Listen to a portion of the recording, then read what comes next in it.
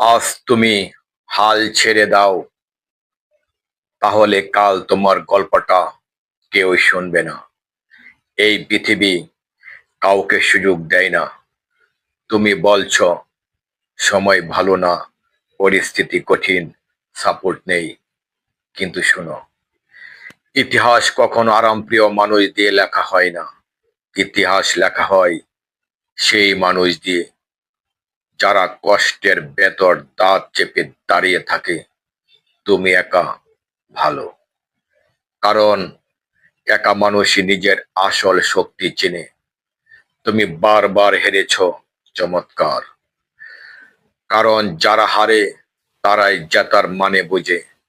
আজ তুমি ক্লান্ত, আমি জানি, কিন্তু থামার অনুমতি তোমার নেই। কারণ তোমার পেছনে দাঁড়িয়ে আছে তোমার স্বপ্ন, তোমার পরিবার, তোমার ভবিষ্যৎ পরিচয়।